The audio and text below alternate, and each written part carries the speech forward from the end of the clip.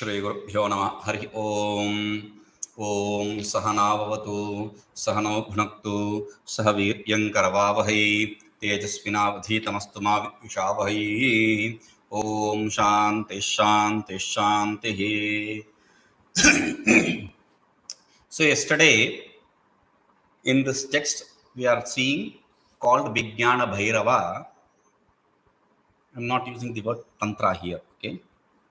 Not for its infamous state, but because it is a part of another tantra text, which is Rudra Yamala Tantra. Rudra Yamala Tantra. We understood what each word is. Rudra Yamala Tantra. We know what each word means. Okay. So, and Devi herself says Rudra Yamala Tantra Sara. This text is the essence of what Rudra Yamala Tantra is. So, therefore, we don't have to explain anything more than that about this text. Now, regarding this text, Vijnana Bhairava, we have to understand what Vijnana Bhairava means. But before that, this is not accepted as Vijnana Bhairava Tantra or Vijnana Bhairava by other teachers of Kashmir Shaiva Siddhanta. Shaiva Siddhanta, let's put it like that. We will not give adjectives to that. Shaiva Siddhanta. There, it is not accepted as a Vijnana Bhairava Tantra. The greatest among all the teachers of Kashmir Shaiva Siddhanta is Abhinava Gupta. Why I have to add here Kashmir Shaiva Siddhanta? Because this is the Acharya who established a beautiful tradition, Abhinava Gupta. Okay, the greatest Acharya among Kashmir Shaiva Siddhanta. He has written very many texts, very many commentaries, and he has written an independent treatise called Tantra Loka, very huge collection of books. So the thing is, he says this text to be Shiva Vijnana Upanishad. He gives it a status of Upanishad. Okay, his commentator of his text, another person called Yoga Raja or Yaga Raja, he calls this as Shaiva Upanishad. Some acharyas, they give a name, some cutting, and then add something, another name. So Abhinav Gupta gave it a name Shiva Vijnana Upanishad. His disciple, his follower gave Shaiva Upanishad. Simple. Some other acharya calls this Vijnana Bhairava Bhattaraka. Another Acharya calls it what? Vijnana Bhairava Bhattaraka. Vijnana Bhattaraka. Bhattaraka. Bhattaraka. Bhattaraka means like a respected word. Respect. Sir. Okay. So, this is the word which is used in Bhattacharya, Bhattadri, etc. In Calcutta, you can see Bhattacharya.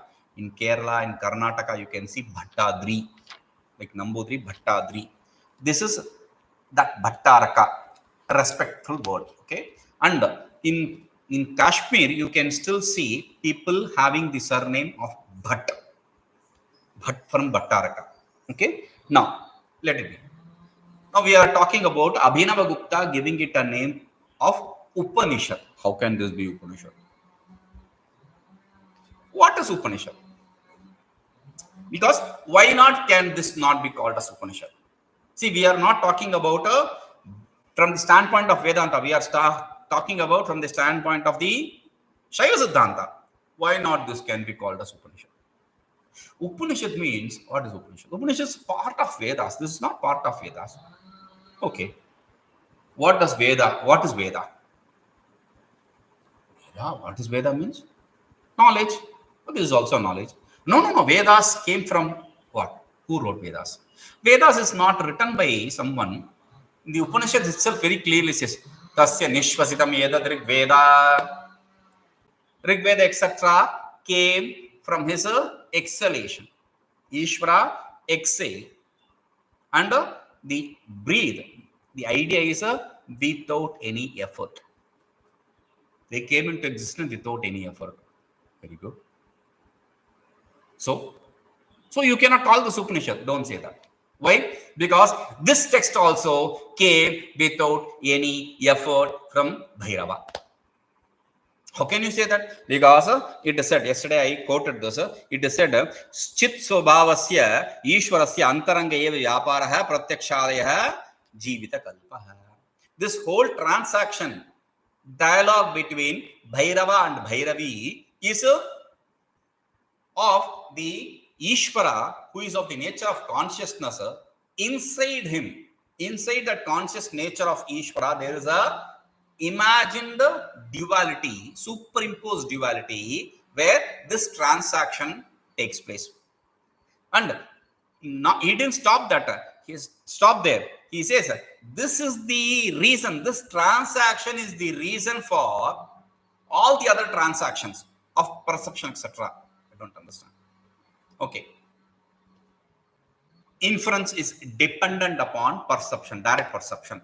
When I say inference is dependent upon direct or inference, etc., any other, all the other pramanas, all the other means of right knowledge are dependent upon direct perception. Without based on direct perception, you cannot have any other knowledge, whether it's inference or it is a comparison, anything. You have to have perceived something to infer it using some other logic or to compare it with some other logic. Okay, so inference is base for all the other pramanas, but the direct perception, pratyaksha is the base for all the other pramanas.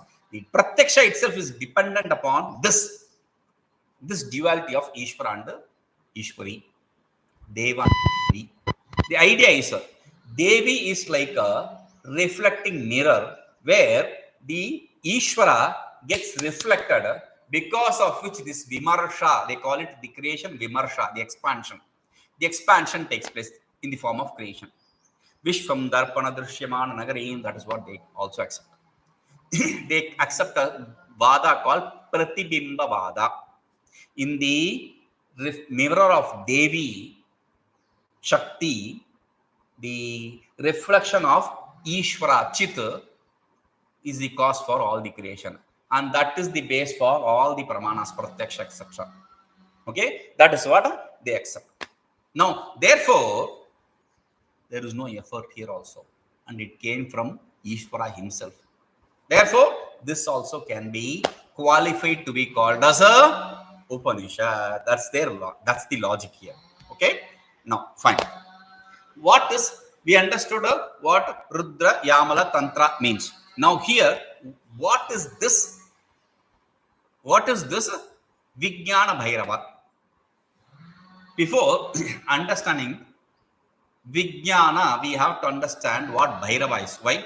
Because Vijnana is an adjective and Bhairava is the adjectified. We have to understand the adjectified to then later, why is this adjective given? Because why you use adjective? Visheshana itara vyavartaka. Visheshana adjective is used to differentiate one from other. So, Vijnana is an adjective to differentiate it from some other Bhairava. What is Bhairava first? Bhairava. In the introduction sloka of Ananda Bhatta, he says, Bhirunam abhayaprada tasmat Bhairava. Bhirunam abhayaprada. Bhiru, bhi means, the root word bhi means bhaya, fear.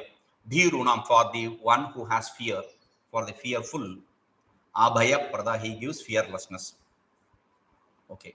Rudra means, we said yesterday, Rudra means Ruda, Rugna, Rudam, Rugnamba, Dravayati. One who removes, dissolves the Rugna, disease, or Ruda, crying. So, for those two words, cry and disease, we understood the cause to be samsara. So, why are you afraid? You are afraid of samsara. Only when you are afraid of samsara, you will turn towards yourself, the Ishvara. Okay? So, he is the one who gives that fearlessness. What is fearlessness? Moksha. Upanishad very clearly says, Abhayam vai janako praptosi. O Janaka, you have gained that fearless state. Moksha. So, one who gives that moksha to people who are afraid of samsara is a Bhairava. First general meaning. Okay. Then, Bha, Ra, Va. Bhairava has three words. Bha, three characters. Bha, Ra, Va. Each character is a word in it itself. Bha means Bharana. Ra means Ravana. Ravana. Okay. And Bhairava. Ba means Vamana. Bharana means to hold, sustain. uh, Ravana means to dissolve, to merge. And Vamana means vomit. Vamana here means to spit out, to bring it out. Whatever has merged in it, he brings it out. We are talking about creation, sustenance, and destruction.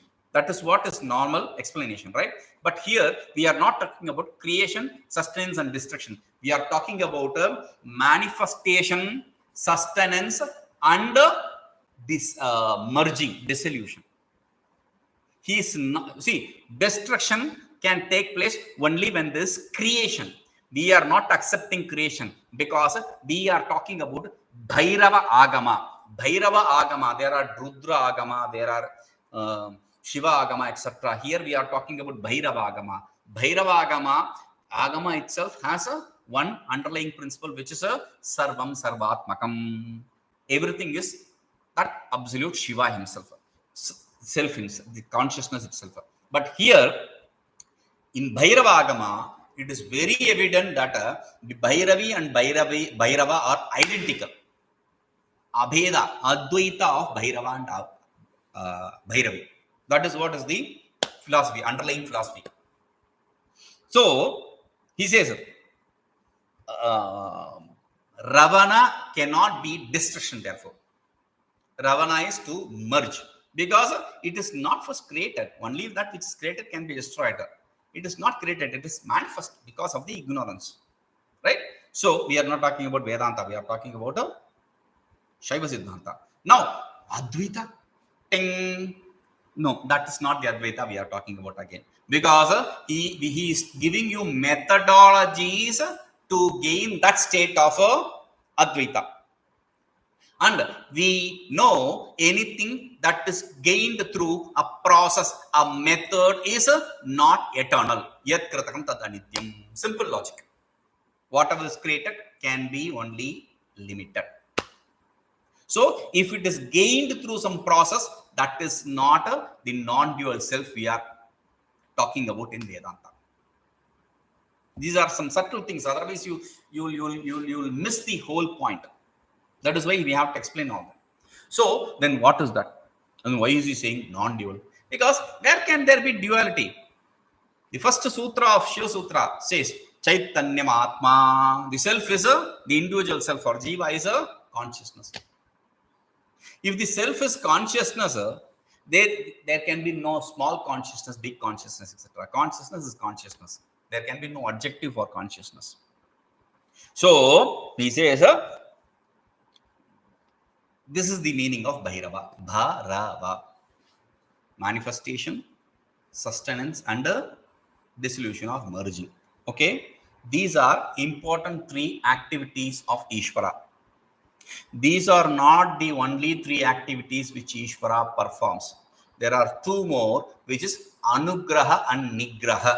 Nigraha means to prevent you from doing wrong, and to stop you. And Anugraha means to bless you by bringing you in his fold. So these 5 activities are important activities of Ishvara. That is why he is stopping you from samsara and bringing you to yourself. That is the grace which he showers on us by producing this conversation, dialogue. Okay. Now, Bhaya, in Tantra Loka, there is a beautiful shloka explaining what Bhairava is. Bhaya sarvam ravayati sarvado vyapako akhile ada Bhairava shabdasya santato charanat shivaha. have to speak about something else also now. I'll come here. Bhaya sarvam ravayati. Because of bhaya, bhaya means fear or bhaya, prakasha, effulgence. Because of the fear of or effulgence, he creates everything.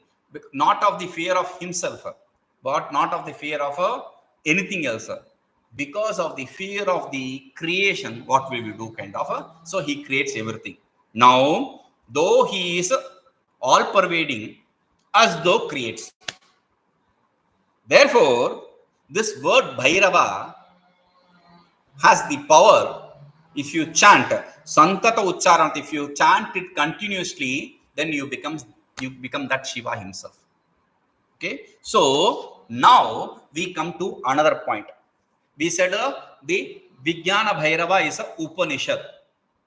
Vijnana Bhairava is also accepted to be a mantratmaka text, a text of the form of mantra.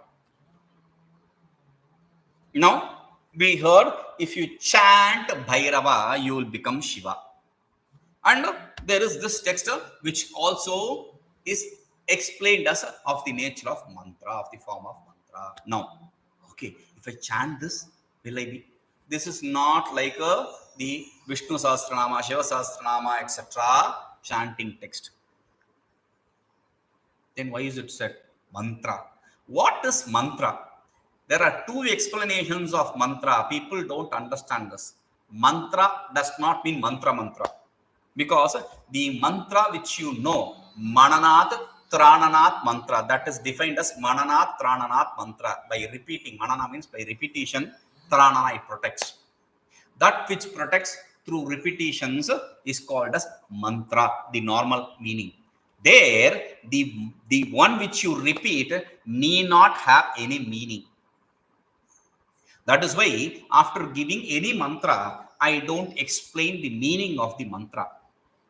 Because the deity, mantratmako devaha, the God, the nature of the deity is of the nature of mantra. They are not different. Mantra is God, God is mantra. There is no need for any meaning there. In fact, the word namaha, swaha, swadha, vashat, vaushat, etc., these words which are adjoined in the mantra, like Om Namah Shivaya. What is the meaning of namaha? You think it is namaskara, namaha. It need not be that namaha. Because swaha, what is the meaning of swaha? Some mantras have the part with swaha. So, Om Shivaya Swaha, let us say. Now, that Shivaya Swaha, what is the meaning of Swaha? Oh, Swaha means, a chips is called Swaha. Swaha also means, when you eat something, then you say, I have swahad, I have swallowed it, swahad it. Okay? So, Swaha means you have swallowed, you have taken it inside. Swaha. Or, Swaha is the word which is used when you throw fire oblation material into the fire pit. Swaha. You say Swaha, chant Swaha and throw it inside. Now, what is the meaning of Swaha? You are talking about applications of Swaha. I'm asking the meaning of Swaha. There is no meaning for Swaha. Really, there is no meaning for Swaha. Swaha cannot be given any meaning. It is a meaningless word. The idea is a mantra which you repeat again and again need not have any meaning. That is not the mantra we are talking about here. We said it is a mantra text, but this is not a meaningless text. Then what is this? This is a text with meaning. The second definition of mantra is a prayoga artha samveda artha smarakaha mantraha. When you are applying, during that period of application, whatever you have to perform, that which reminds you of the activity which needs to be performed is mantra. Like apopasprishya, apaha, apa, water, upasprishya, touch. After touching the water, after saying apopasprishya, you touch the water. You don't have to say that. You can just touch the water. It wets your hand. whether you say it or not. But still, you have to only chant the mantra and do it. You have to definitely say that. So similarly, when you take one of these applications, methodologies which are given here and chant it, you will understand the logic which is explained there, the sequence which is explained there, and you will remember that. Then you will follow that. Okay, so in that form, for application, this is a mantra, not for repetition. We have to be very clear about this, because Raman Maharshi says, who am I? When he says, who am I? These idiots, they start doing japa of who am I. That is not the point. There is difference between what is mantra and what is mantra. Okay, so this is not mantra, this is mantra. Okay, now, Vijnana Bhairava. What is this Bhairava? What is this Vijnana Bhairava? The essence, see, Vijnana Bhairava is an essence of Rudra Yamala. What is the essence of Vijnana Bhairava? It is said very beautifully in a concise shloka, which says, Manasam Chetana Shaktir Atma Cheti Chatushtayam Yada Priye Parikshinam Tada Tat Bhairavam Vapuhu. Manasam Chetana Shakti Atma Cheti Chatushtayam Yada Priye Parikshinam Tada Tad Bhairavam Vapuhu. Manasam, the mind, Chetana, the intellect, Shakti, the reflecting medium, and Atma, the reflected, or the body, Atma, Cha iti chatushtayam, all these four, mind, intellect, the reflecting medium, and the body. When all these four, Yada Priye Parikshinam, when it dissolves in the, when it disappears in the Priya, in the dear one, Ishvara, Bhairava, then Tadatad Bhairava. That is the embodiment of Bhairava. That is the embodiment of Bhairava. He becomes Bhairava himself. There is no limitations through any of this. That is why, to get rid of this mind, these practices are prescribed. Okay. Now we understood what Bhairava is. Now we have to understand what Vijnana, why Vijnana, to differentiate it from what. Because adjectives differentiate. So to differentiate it from what? So there are different kinds of Bhairava. What are Bhairavas? 8 directions have 8 different Bhairavas. Ashtanga Bhairava, Ruru Bhairava, Chanda Bhairava, Krodha Bhairava, Unmatta Bhairava, Kapala Bhairava, Bhishana Bhairava, Samhara Bhairava. Now, only 8? There are not just 8. This is only for the directions. There are other Bhairavas also, like Swachanda Bhairava or Vatuka Bhairava or Kala Bhairava, etc. Other Bhairavas are also there. There are multiple Bhairavas. Now, who is Bhairava? In the North India, if you say Bhairava, they will immediately understand. They'll catch, oh, Bhairava, I know Bhairava. In South India, if you are going to say Bhairava, not everyone will understand. In South India, if you are going to say Dakshinamurti, everyone will understand. You go to North India, no one will understand. North India does not understand, know Dakshinamurti. So we have to explain who Bhairava, Dakshinamurti is there and who Bhairava is here. It is not, but wait, yesterday you said the temples of South India are based on the Agama, and now today you say the Bhairava they don't know. Yes, I said that, and I am saying this also. How can both be true? I'll explain. See, in North India, if you go, if they establish a Devi temple, there is Devi, goddess.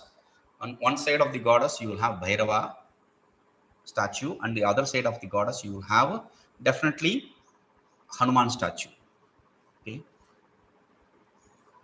Now, if you go to, there is a, in Jammu Kashmir, there is a temple called Vaishno Devi. If you go to Vaishno Devi, just seeing Vaishno Devi is not enough. You have to go to Bhairav Mandir. They call it Bhairav Mandir. Bhairav Mandir, they call it Bhairav Mandir. You have to go there.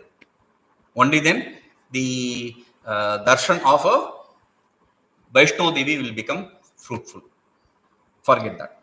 If you go to Kashi, just close to Kashi, people visit Kashi temple, the Kashi Vishwanatha, close to Kashi Vishwanatha is Annapurni and Vishalakshi, etc. They'll just go there and come back. Not that. You have to go to Kal Bhairav. There is a Bhairava temple there. He is the deity for that Kashi, presiding deity for that Kashi. So, Bhairava is given that much importance. In South India, though every temple is made of Agama, people don't know Bhairava. How? Bhairava is not given the name Bhairava here. Bhairava is seen as Bhikshatana Murti. Bhiksha Atana Murti. Bhiksha means begging. Atana means roaming. One who roams around with a begging bowl. Shiva, the form of Shiva with a trident on his shoulder, holding a trident on his shoulder with one begging bowl, and with a dog or two around him. The dog is the Vedas themselves. So around him and going around begging. That is the form of Bhairava. You will see. Okay. So Bhairava. So there are multiple Bhairavas. Bhikshatana Murti is also Bhairava. Okay. Now here, out of this different Bhairavas, what is this Vijnana Bhairava? But what is Vijnana? Jnana, we know knowledge. What is Vijnana? Vijnana means experience. What is the experience? Experience here is not related to subject-object relationship. It is not subject-object related experience. It is an experience of Shivashakti Ekarasata, Shivashakti Samarasata, Shivashakti Aikyata. The identity of Shiva and Shakti is the experience we are talking about. So, he says, because according to the Shaiva Siddhanta, Vijnana Bhairava, there is nothing different from Vijnana. Everything is consciousness. There's nothing other than consciousness. Now, because if there is something different from consciousness, then you cannot understand it. It cannot be an object of knowledge. So, everything is consciousness. Something, these ideas, laden ideas, will feel like, oh, we are talking Vedanta. We are not talking Vedanta. This is Shaiva Siddhanta. That's all. Okay? Now, so everything is Vijnana. In the commentary, Kshemaraja begins the text with this. Tadidam Shastakrita Swayam Bhairavaha. Who is the author of this text? When you say author of that text, oh, Shakespeare. Author of this text, you will give some name. But who is the author of this Vijnana Bhairava? Swayam Bhairavaha. Bhairava himself is the author of this text. Why did he write this? Who is Bhairava really? So for that he says, Neelapitadi Vichitrabhihi Antaravakya Surupabhihi Tadadartha Kriyabhihi Swatmanam Achadya. Bhairava is one who engulfs him, who covers him, not with Panchakosha sheath, but what? With the subject-object relationship. There is subject in the form of colors or the objects, and there is object in the form of colors or the pot, cloth, etc. And there is subject, the seer, which is the sense organs or the mind. The external pot, cloth, white, black, etc. The internal sense organs and mind, etc. Now, the sense organs relate to only those particular sense objects. The eye relates to only the form. The ears relate only to the sound. That is why he says Tattadartha Kriyabhi. They interact only with their particular sensorial objects. Now, with this transaction, because of this transaction, Swatmanamachadya, he veils himself, he covers himself, he forgets his own real nature. Therefore, tatascha, therefore, then it does not exist. That's not what it is. Surya Marichi Nikaravat Bahir Nisrataha Bhakta Janaha. See, like the sun is veiled, but still you can see, is the sun there? The sun is there. How do you know? There is light there. Even though the sun is covered with the clouds, you can see the sun rays. Similarly, this transaction established there is a sun behind. So these devotees whose inherent nature is covered and they can only see the rays, not the sun. For those devotees, Bhakta Janaha, Yetat Jnana Marga Dwara, through the path of knowledge, Swatma Surupa Upalabdhya, gaining their inherent nature, Punaha Pravishantu Tadaikyam Ayantucha. Let them enter me again and become one with me, identical with me. With this idea, Prayojana Muddishya, with this result in mind, with this result, with the idea of this result, so Vijnana Sara Jnana Kriya Shakti Vidwara, his Vijnana, which is the essence of his Vijnana, through the activity of the dialogue, in the form of a Bhairavi, he presents this question answer dialogue. Okay. Now, what is this dialogue about? What can a dialogue about any philosophy be of? If you say philosophy, what is a philosophy? You have to know what is the cause of creation. You have to know how did this creation come from that cause. And you have to know how to understand that cause. These are the only three questions which are possible with respect to any philosophy. So, what is the cause of creation? How did this creation come from that cause? And how to understand that cause? So, this is exactly what Devi, in the form of Bhairavi, presents. And she is presenting 8 different scenarios which can be the cause of creations. What are they? We'll see that later. But those 8 forms, which probably are from different tantras, she is presenting those different forms as the cause of creation, where Bhairava, after hearing that, he establishes the cause of creation, the inherent nature of Bhairava. And then he explains 112 upayas. I said methodologies. Now, upaya, the means. These upayas are called as dharana. Generally, there is no dharana word specifically in this tantra, but the word upaya is used. We understand that upaya to be dharana.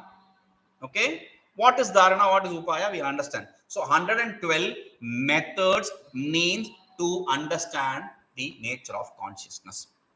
That is explained in the text. That is what we are going to see. I have covered all the bases. Yeah. Okay. So this is, we will see this. We'll continue with this. Okay. Om Purnamadah Purnamidam Purnat Purnamudachyate Purnasya Purnamadaya Purnameva Vashishyate. Om Shanti Shanti Shanti.